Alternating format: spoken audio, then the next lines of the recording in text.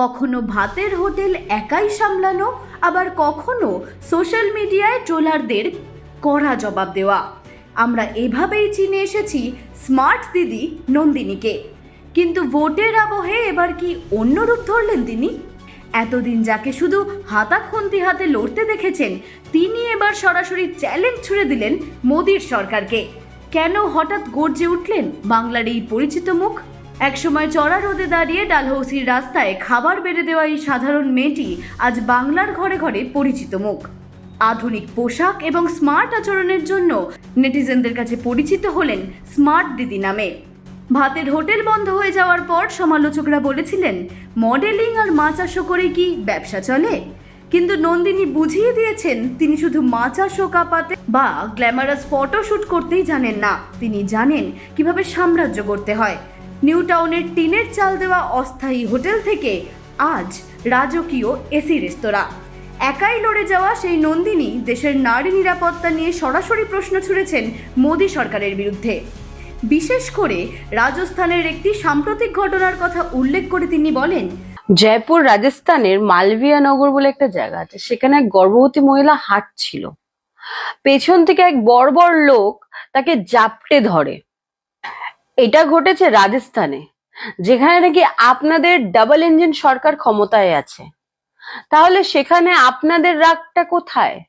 তাহলে তো প্রতিটা রাজ্যের জবাবদিহি আপনাকেই করতে হবে। আগে আপনার রাজ্যের মেয়েদের ন্যায় বিচার দিন, তারপরে অন্য জায়গায় প্রশ্ন তুলুন।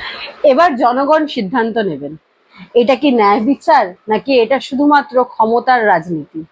সোশ্যাল মিডিয়ায় পোস্ট করা একটি ভিডিওতে নন্দিনী এনসিআরবির পরিসংখ্যান তুলে ধরে দেখিয়েছেন যে অনেক বিজেপি শাসিত রাজ্যের তুলনায় পশ্চিমবঙ্গে নারী নির্যাতনের হার অনেক কম। এবার তাহলে আমরা কিছু তথ্য দেখে নিই। এনসিআরবি 2023 দেশের শীর্ষ রাজ্যগুলোর মধ্যে বেশিরভাগই রাজ্য রয়েছে যে রাজ্যে নাকি আপনাদের সরকার ক্ষমতায় আছে। রাজস্থানে 5300, উত্তরপ্রদেশে 3700 আর মধ্যপ্রদেশে 3000, আর মহারাষ্ট্রেও কিন্তু প্রায় 2900। তারপরে উড়িষ্যা, হরিয়ানা, আসাম, এগুলো তো রয়েছেই।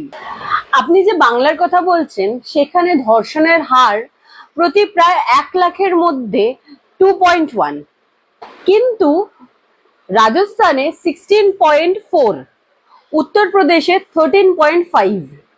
রাজস্থানে বাংলার থেকে অনেক বেশি মেয়েরা বিপদে রয়েছে। এছাড়াও মমতা সরকারের বিভিন্ন প্রকল্প নিয়ে তার সাধুবাদ ঝড় তুলেছে সোশ্যাল মিডিয়ায়। প্রধানমন্ত্রী নরেন্দ্র মোদীর একটি পুরনো ভাষণের ক্লিপের পাল্টা জবাব দিয়ে নন্দিনী সরাসরি আক্রমণ শানিয়েছেন। তার দাবি, যদি প্রধানমন্ত্রী 140 কোটি মানুষের হয়ে থাকেন, তবে শুধু ভোটের দিকে তাকিয়ে নয়, প্রতিটি রাজ্যের মা বোনেদের নিরাপত্তা নিশ্চিত করার দায়বদ্ধতাও তার। আজ আমাদের ঘরে লক্ষ্মীদেরকে নিয়ে দুটো কথা বলতে চাই। বাংলার ঘরে ঘরে যে আজকে লক্ষ্মীর ভান্ডার প্রকল্প পৌঁছে গেছে, সেটি শুধুমাত্র একটি সরকারি প্রকল্প নয়, এটি আমাদের আত্মসম্মান আর আত্মনির্ভরতার প্রতীক। এই টাকা দিয়ে আমাদের মা বোনেরা নিজেদের সন্তানদের স্কুলের মাইনে, পড়াশোনার খরচা আর সাথে সাথে নিজেদের চিকিৎসার খরচাও কিন্তু বার করে নিচ্ছেন। যেখানে অন্যান্য রাজ্যে বড় বড় প্রতিশ্রুতি দিয়েও ভুলে যাওয়া হয় পরবর্তীকালে, কিন্তু বাংলায় এই পরিষেবা গত কয়েক বছর ধরে কিন্তু চলে আসছে। যদি রাজ্যের ক্ষমতা পরিবর্তন হয়, তবে কি এই ভরসা বজায় থাকবে, নাকি বিজেপি শাসিত অন্যান্য রাজ্যের মতন এই রাজ্যেও এই সুবিধা বন্ধ হয়ে যাবে? সোশ্যাল মিডিয়া সেলিব্রিটি থেকে এক প্রতিবাদী কণ্ঠস্বর।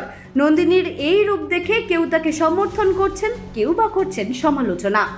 তবে নন্দিনী বরাবরের মতোই এবারেও নিজের অবস্থানে অনড়। ভোটের ঠিক আগে নন্দিনীর এই রাজনৈতিক অবস্থান কোন দিকে মোড় নেয়, সেটাই এখন দেখার। অঙ্কিতা পালের রিপোর্ট, হেডলাইন্স, কলকাতা। আনন্দ আর ভালোবাসার দীপ্তিতে গড়া সমুজ্জ্বল পরমা, ঠিক তোমারই মতো। শ্যাম সুন্দর কোম্পানি জুয়েলার্স, আগরতলা, উদয়পুর, ধর্মনগর, কলকাতা।